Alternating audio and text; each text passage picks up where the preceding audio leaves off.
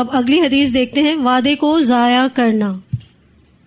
قیامت کے قریب لوگ وعدے کی پرواہ نہیں کریں گے۔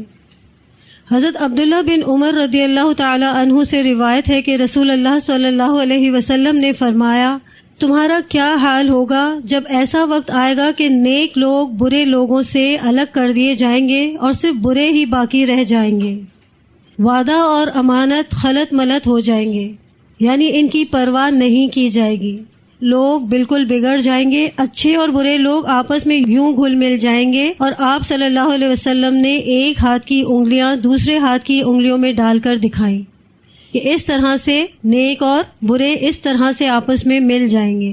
صحابہ کرام رضی اللہ تعالی عنہم نے عرض کیا، اگر ایسا وقت ہم پر آ جائے تو ہم کیا کریں؟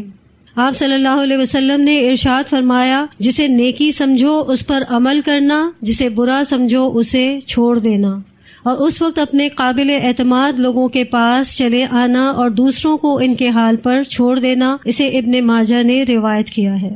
اس کی وضاحت دیکھیے، وعدے کے بارے میں رسول اکرم صلی اللہ علیہ وسلم کا ارشاد مبارک ہے، جسے اپنے وعدوں کا لحاظ نہیں اس کا کوئی دین نہیں۔ اسے احمد نے روایت کیا ہے۔ وعدہ کسے کہتے ہیں؟ وہ بات جسے پورا کرنا انسان خود پر لازم کر لے۔ لیکن قیامت کے قریب کیا نشانی بتائی گئی ہے کہ قیامت کے قریب لوگ وعدے کی پرواہ نہیں کریں گے۔ اور وعدہ کسے کہتے ہیں؟ کہ وہ بات جسے پورا کرنا انسان خود پر لازم کر لے۔ یہاں پر بات ہو رہی ہے وعدہ ضائع کرنے کی۔ تو وعدہ ضائع کرنا یا وعدہ خلافی کسے کہتے ہیں؟ کہ وعدہ کرتے وقت اگر یہ نیت ہو کہ جو میں کہہ رہی ہوں وہ کروں گی نہیں، یعنی فی الحال میرا کام ہو جائے اور میرا مقصد پورا ہو جائے، اسے کہتے ہیں وعدہ خلافی یا وعدے کو ضائع کرنا۔ یہ قیامت سے پہلے عام ہوگا۔ قیامت کے قریب لوگ وعدے کی پرواہ ہی نہیں کریں گے، جبکہ مسلمان کون ہوتا ہے؟ جو اپنے وعدے کا پکا اور سچا ہوتا ہے، اور جو ان باتوں کا خیال نہیں رکھتا، اب آپ اچھی طرح جانتے ہیں کہ وہ کون ہوتا ہے، وہ منافق ہے۔ لیکن آج ہم اپنے معاشرے میں خود یہ جملہ سنتے ہیں کہ وہ وعدہ ہی کیا جو وفا ہو جائے، اور وہ قرض ہی کیا جو ادا ہو جائے۔ خود کہتے ہیں نا ہم یہ جملے اس طرح کے کہ وہ وعدہ ہی کیا جو وفا ہو جائے، لیکن ہمارے نبی صلی اللہ علیہ وسلم کا فرمان کیا ہے کہ جسے اپنے وعدے کا لحاظ نہیں اس کا کوئی دین ہی نہیں۔ بہت بڑی بات ہے اگر یہ سوچا جائے تو، دین سے اس کا تعلق ہے، ہمارے ایمان سے اس کا تعلق ہے۔ ہم نے ان چیزوں کو بہت آسانی سے اور بہت معمولی سمجھا ہے۔ پتہ یہ چلتا ہے اس حدیث سے جو آپ صلی اللہ علیہ وسلم نے فرمائی کہ جسے اپنے وعدے کا لحاظ نہیں اس کا کوئی دین نہیں، یعنی ہمارا دین صرف اللہ کی عبادت کا نام نہیں بلکہ مکمل ضابطۂ حیات ہے۔ امانتوں کو پورا کرو، وعدوں کو پورا کرو، ذمہ داریوں کو پورا کرو، والدین کی نافرمانی نہ کرو، یعنی صرف اللہ اور اس کے رسول کے حقوق کی ادائیگی کا نام دین نہیں ہے بلکہ تمام انسانیت کے حقوق کی ادائیگی کا نام دین ہے۔ ابتدائی آیات ہے سورۃ المؤمنون کی کہ جنت الفردوس پانے والوں کی بنیادی صفت میں سے یہ بھی ایک صفت ہے کہ وہ اپنے وعدوں کی تکمیل کرتے ہیں۔ لیکن قیامت سے پہلے وعدوں کو ضائع کیا جائے گا، امانتوں کو پورا نہیں کیا جائے گا، علم نہیں رہے گا، عمل نہیں رہے گا۔ تو اس سے کیا پتہ چلتا ہے کہ قیامت سے پہلے پھر جب علم نہیں رہے گا، عمل نہیں رہے گا، امانتوں کا خیال نہیں رکھا جائے گا، وعدوں کا لحاظ نہیں رکھا جائے گا، والدین کی نافرمانیاں کی جائیں گی، اس سے کیا پتہ چلتا ہے یہ تمام مومنین کی صفات ہیں۔ تو پھر قیامت سے پہلے مومن ہی نہیں رہے گا، اور کون رہ جائے گا پھر؟ کس کی بھرمار ہوگی؟ منافقین کی بھرمار ہوگی۔ اللہ یہ کہ کوئی نیک بندے یا کوئی اللہ کا نیک بندہ ان فتنوں سے خود کو بچا لے اور اللہ کی اطاعت، اپنے رسول کی اطاعت کرے۔ آج اگر ہم اپنا جائزہ لیتے ہیں تو شاید ہم بھی انہی میں سے ہوں جو وعدے کو اہمیت نہیں دیتے، بالکل غیر اہم سمجھتے ہیں۔ اس کی مثال اگر ہم دیکھیں، ہم کسی بھی ادارے میں جب ایڈمیشن لیتے ہیں، چاہے وہ دینی ادارہ ہو، چاہے اسکول، کالج، یونیورسٹی، کہیں پر بھی جب آپ ایڈمیشن لیتے ہیں تو ایک فارم فل کرتے ہیں، سائن کرتے ہیں اس کو، سائن کرتے وقت مجھے ایسا لگتا ہے کہ شاید پڑھتے بھی نہیں ہوں گے کہ اس میں کس بات کا عہد لیا جاتا ہے، یا پھر اگر اس وقت پڑھ بھی لیتے ہیں اور سائن کر بھی لیتے ہیں تو کچھ ہی وقت میں یہ بھول جاتے ہیں کہ اس میں لکھا کیا تھا. ایڈمیشن ہو جاتا ہے، پھر بھول جاتے ہیں کہ ہم نے کس چیز کے ایگریمنٹ کا سائن کیا تھا. پھر کرتے کیا ہیں؟ ایڈمیشن تو ہو جاتا ہے، چاہے وہ دینی ادارہ ہو چاہے کوئی دنیاوی ادارہ ہو، ایڈمیشن آپ کا ہو جاتا ہے. پھر اس کے بعد ہم کیا کرتے ہیں؟ جیسے چاہو جیو، یعنی جیسے چاہو پڑھو، چاہے جھوٹ بول کر چاہے سچ بول کر، جو چاہیں جیسے چاہیں، ہماری مرضی، ہم ویسے ہی کرتے ہیں. پھر بہت ساری چیزوں میں ہم اپنے کیے ہوئے وعدوں کا خیال نہیں رکھتے.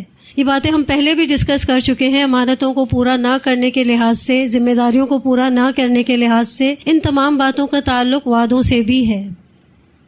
مثلاً آج ہم ایک چھوٹی سی مثال دیکھیں جو کہ حال ہی میں ہمارے ایک ادارے میں دیکھنے میں آئی کہ آپ کا ایک یونیفارم فکس ہے. ہر ادارے کا ہمارا ایک یونیفارم فکس ہے، چاہے وہ اسٹاف ہو چاہے وہ اسٹوڈنٹس ہوں. یہ بہت کم ایسا ہوتا ہے، لیکن ہوا کہ ایک بچی جو ہماری ریگولر اسٹوڈنٹ ہے شروع پہلے پارے سے، وہ وداؤٹ یونیفارم نظر آئی. میں نے اس کو بلا کر اپنے پاس اور میں نے پوچھا کہ آج آپ بغیر یونیفارم کے ہیں، خیریت؟ یعنی نہ صرف اسکارف چینج تھا، ابایا بھی کلرڈ، اسکارف بھی کلرڈ. میں نے ان کو پوچھا کہ آپ آج بغیر اسکارف بغیر یونیفارم کے؟ تو کہتی ہیں کہ ہاں بس دیر ہو گئی تھی تو اس لیے میں اس طرح سے آ گئی. تو میں نے کہا کہ آپ کے ہفتے میں صرف ایک کلاس ہے، اور اگر آپ اپنے کیے ہوئے وعدے کو، امانتوں کا خیال نہیں کہ آپ نے ایک وعدہ کیا ہے کہ میں اس یونیفارم میں آؤں گی، اتنے بجے آؤں گی، تو ایک تو لیٹ ہو جانا تو چلیں، کبھی ایسا عذر ہو جاتا ہے کہ ہمارے بس میں نہیں، ہمارے اختیار میں نہیں ہوتا، آنکھ دیر سے کھلی تو ہم اس کو اگنور کرتے ہیں. لیکن کیا اس بات کو بھی اگنور کیا جائے کہ ابایا اسکارف پہلے سے پریس کیوں نہیں تھا؟ یہ تو ہمارے اختیار میں ہے نا کہ پورا ہفتہ ہے ہمارے پاس. ہم اسکول کالجز میں ڈیلی جایا کرتے تھے.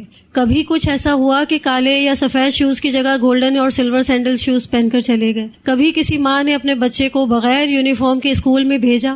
جب نہیں بھیجا تو آج یہ حالات اور یہ باتیں صرف دینی اداروں میں کیوں ہیں؟ یا تو دین ہمارے نزدیک بہت غیر اہم ہے کہ ان کے ساتھ جو بھی کر لیا جائے معاملہ تو ٹھیک ہے، کوئی ایشو نہیں. تو جب ہم اسکول کے ٹائمنگز کا اتنا خیال رکھتے ہیں، مائیں اتنا خیال رکھتی ہیں کہ بچے کا اسکول 7:45 بجے لگتا ہے تو 5-10 منٹ پہلے انٹر ہونا چاہیے، تو دینی اداروں میں کیوں نہیں؟ اسی طرح یونیفارمز کا اتنا خیال رکھا جاتا ہے کہ پریس بھی ہو، وائٹ شوز ہوں، وائٹ ساکس ہوں، بلیک شوز ہوں، جیسا یونیفارم ہے ویسا ہو. تو پھر دینی اداروں میں کیوں نہیں؟ یا تو مائیں غیر ذمہ دار ہیں یا پھر بچیاں غیر ذمہ دار ہیں، کسی ایک کا تو قصور ہے. تو انہوں نے کہا کہ ٹھیک ہے، سوری، انشاءاللہ نیکسٹ نہیں ہوگا. لیکن میں یہ سوچتی ہوں کہ صرف سوری کہہ دینے سے کیا بات ختم ہو جاتی ہے؟ ہمارے نزدیک تو ختم ہو جاتی ہے، ہم نے تو معاف کیا. لیکن میں یہ سوچ رہی تھی کہ اکثر ہم یہ کہتے ہیں کہ اللہ تعالیٰ، ہم جانتے ہیں اس بات کو کہ اللہ تعالیٰ کسی ایک بات سے ہمارے راضی ہو جائے اور کسی ایک بات سے اللہ تعالیٰ ناراض ہو جائے. ہمیں نہیں معلوم کون سا عمل ہمارا اللہ کو اتنا ناپسند آ جائے کہ اللہ ہمیں ان گناہ گاروں میں لکھ دے. اگر وعدہ خلافی اللہ کو ناپسند آ گئی اور اللہ نے وہ لکھ دی ہمارے نامہ اعمال میں ہمیشہ کے لیے، اور پھر اس کا حساب ہو گیا، تو پھر ہمارا کیا بنے گا؟ یہی چیز اللہ کو ناراض کرنے کا سبب بن جائے کہ دنیا کے کاموں میں تو ہم اتنا آگے تھے، ہر چیز میں ایکٹیو، ہر چیز میں الرٹ، لیکن اللہ کے دین کو اتنا پیچھے سمجھا، اتنا پیچھے رکھا، اتنا غیر اہم. کیا ہو سکتا ہے اللہ کو یہی ادا ہماری بری لگ جائے اور اللہ اسی پر ہمارا حساب کتاب لے لے؟ تو پھر اس وقت کیا بنے گا؟ تو کہنے کا مقصد یہ ہے کہ یہ جو وعدہ خلافیاں، یہ چھوٹی چھوٹی باتوں سے ان کا تعلق ہے. شاید ہم ان کو بڑا نہیں سمجھتے، اسی لیے غیر اہم کر دیتے ہیں، اور ہو سکتا ہے کہ انہی کے بارے میں ہی ہم سے آخرت میں سوال کر لیا جائے. اسی طرح سے وعدہ خلافی یہ بھی ہے کہ کوئی کسی سے کوئی رقم ادھار لیتا ہے. رقم ادھار لیتے وقت تو ایک ٹائم مقرر کرتے ہیں کہ اتنے ٹائم میں آپ کو آپ کی امانت دے دی جائے گی، اور لوٹا بھی دیتے ہیں عموماً لوگ. لیکن کبھی ایسی بھی نیت ہوتی ہے کہ فی الوقت تو وہ کہہ رہا ہے کہ میں آپ کو صرف 2 مہینے کا ادھار دے سکتی ہوں، تو ہم ہاں کر دیتے ہیں کہ چلو ٹھیک ہے، فی الحال تو کام ہو جائے. جیسے ہی 2 مہینے پورے ہوتے ہیں تو کہہ دیا جاتا ہے کہ فی الحال تو گنجائش ہے ہی نہیں، ہم نہیں دے پا رہے. بات یہ ہے کہ جس مجبوری اللہ جانتا ہے کہ آپ کی گنجائش نہیں اس ادھار کو چکانے کی، لیکن لیتے وقت کیا نیت تھی وہ کاؤنٹیبل ہے. کہ اگر آپ نے اس نیت سے لی رقم کہ ٹھیک ہے آن ٹائم ہم لوٹائیں گے اور پھر وہ مجبور کر دیا جائے تو وہ ایک الگ بات ہے، لیکن لیتے وقت یہ اگر نیت تھی کہ فی الحال میرا کام ہو جائے اور میں ان کو اس وقت تو ہاں کر دوں، بات کی بعد میں دیکھی جائے گی، تو یہ چیز وعدہ خلافی ہے. اسی طرح سے کبھی ہمیں کوئی کہتا ہے کہ آپ آئیے گا گھر، اور ہم کیا کہتے ہیں؟ آئیں گے انشاءاللہ. اللہ کو شامل کرتے ہوئے بڑے آرام سے کہتے ہیں انشاءاللہ. ہمارا تکیہ کلام بن چکا ہے یہ. اللہ کو شامل کر کے اور گواہی دیتے ہیں کہ آئیں گے، لیکن جانے کی نیت بالکل بھی نہیں ہوتی.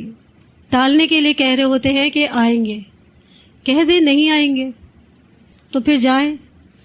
اگر کچھ لوگ آپ کو پیار سے کہتے ہیں کہ آئیں اور اس لیے آپ کہتے ہیں کہ آئیں گے تو پھر جائیں، پھر بات کو پورا کریں. میں یہ نہیں کہہ رہی ہوں کہ آپ کیوں کہتے ہیں آئیں گے، میں یہ کہہ رہی ہوں کہ ہم کہتے ہیں کہ ہم آئیں گے تو پھر ہم جائیں.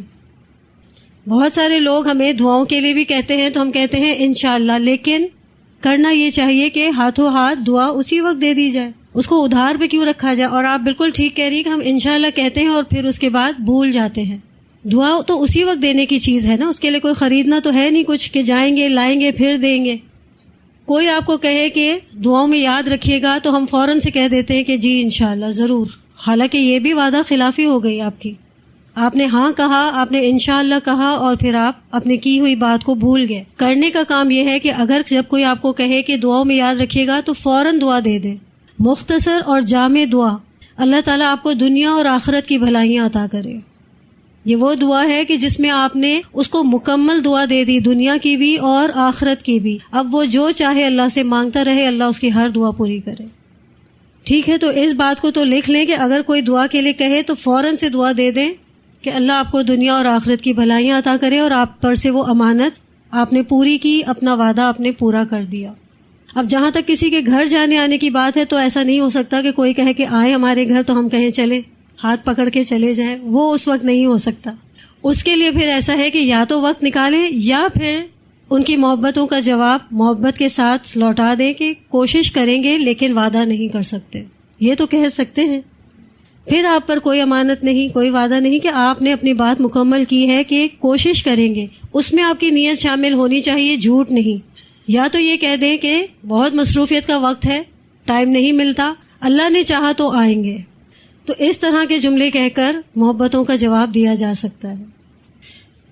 تو وعدہ خلافی کی ہم بات کر رہے تھے، یا دیگر گناہوں کے اسباب کیا ہیں، کس وجہ سے ہم وعدہ خلافی کر جاتے ہیں. اس کی بیسک اور بنیادی وجہ یہی ہے کہ ہم اللہ کا خوف دل میں نہیں رکھتے، جواب دہی کا خوف ہمارے اندر نہیں ہوتا. اور دوسری وجہ یہ ہے کہ دنیا سے محبت، کہ میں وعدہ کر لوں فی الوقت اور وہ چیز مجھے مل جائے جو میں چاہ رہی ہوں. تو یہ دو چیزیں ہیں جو ہمیں وعدہ خلافی کرنے پر مجبور کرتی ہیں یا وعدہ خلافی ہم سے ہو جاتی ہے. اللہ کا خوف نہ ہونا اور دنیا کی محبت. جب خوف خدا نہ ہو تو پھر اللہ اس بندے سے کچھ بھی کروا لیتا ہے. یعنی جب خوف خدا نہ ہو تو پھر بندہ کوئی بھی گناہ کرنے سے باز نہیں آتا.